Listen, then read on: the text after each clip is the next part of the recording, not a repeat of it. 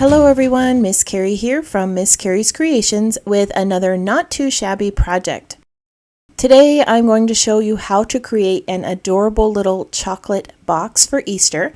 This is a simple project that you can make and I can't wait to share it with you. I have on my desk the March paper pad collection from Not Too Shabby. I'm loving all the patterns in these two 6x6 packs. The spring tulips is filled with lovely florals, bright colors, solids, and patterns. There are also some cut apart pieces in here that I will be using today. Gingham is one of my favorite patterns to work with, and I'm loving all of the spring hues in this collection and the addition of neutrals. You can get both of these with the monthly Paper Pad Club subscription. In the description below, I'll add a link to the Paper Pad Club next to the list of supplies I'm using today. We are going to be making these sweet little boxes from the Paper Pad packs. There are so many great colors and patterns in here to choose from, so go ahead and choose a few for each box. I'm going to start with one of the 6x6 gingham patterns, and I'm going to trim this down to 3.5 inches wide. With the shorter side at the top, I'm going to score this at 1/4 inch, 3/4 inch, 2 3/4, and 3 1/4.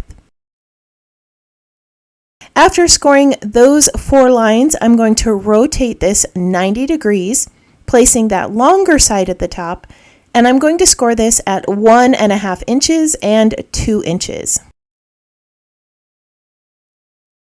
Now I need to trim the excess off. I'm cutting 3/4 of an inch over from the edge on the score line down to 4.5 inches.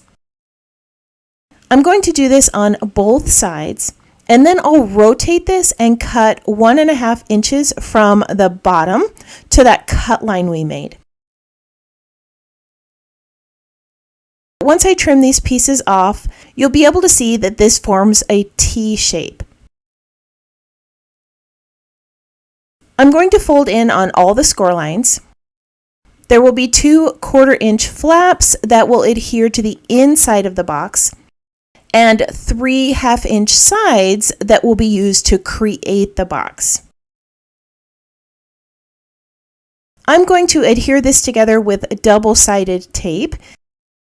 You can also use a tape runner if you want, but I find that double-sided tape or liquid glue holds the box together better. I'm going to place this tape on that 1/4 inch flap, and then I'll fold these in towards the inside. All right, now we have an adorable little box. You can leave this as is, but I know that you all like adding decorations as much as I do. So let me show you what I did with each of these. I'm going to cut a strip of paper at about 1 3/4 inch, which is a little bit smaller than the width of the box. I'm going to cut this strip into 2 pieces. One will be 3 3/4 inches long and the other 1 1/4 inches. These are for the inside and outside of the box. Because this paper is double-sided, I will be able to use the tulip paper on the back of the box and the polka dot on the front. Isn't this just too cute? Now that I have the 2 pattern papers in place, I'm going to add a little basket to the front of the box. There are some cut-apart pieces in the paper pad, but the basket on the cut-apart is a little bit too large for this box. So I'm going to be cutting baskets from this pattern paper. I'm just going to fussy cut around these real quick, and it's going to be a perfect little embellishment for the front of the box.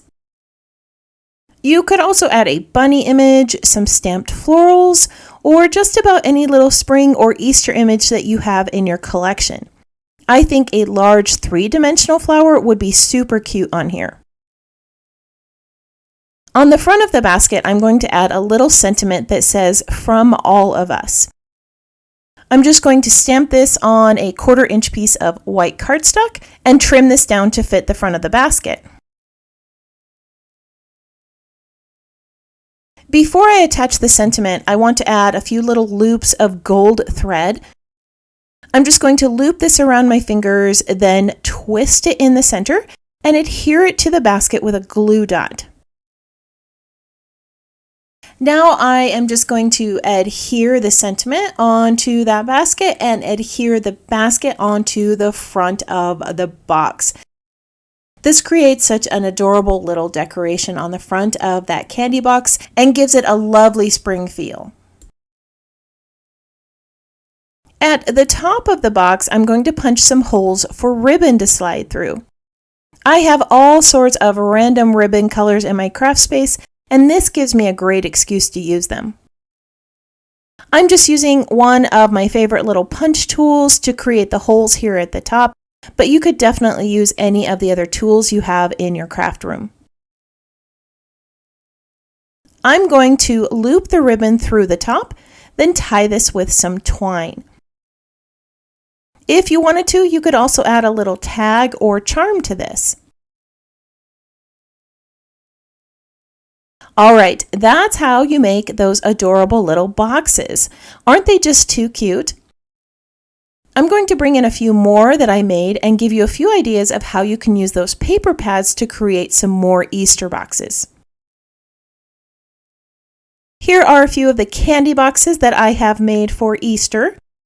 On the left, I have one that I created with pink and tan gingham. The decorations on the front are the same, but I chose to use jute instead of twine to give this more of a farmhouse feel.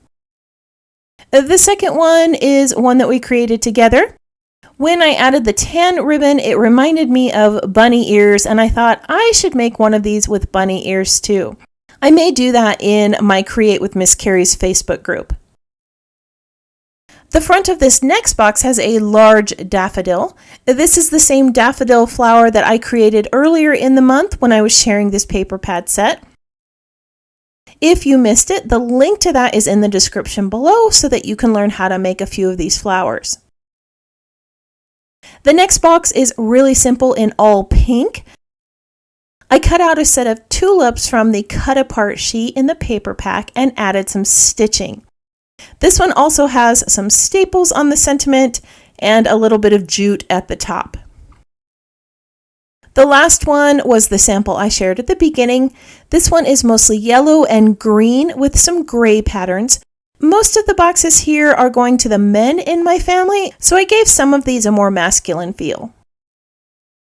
These sweet little treat boxes are so simple to make with your 6x6 paper pads and can be decorated for just about any occasion.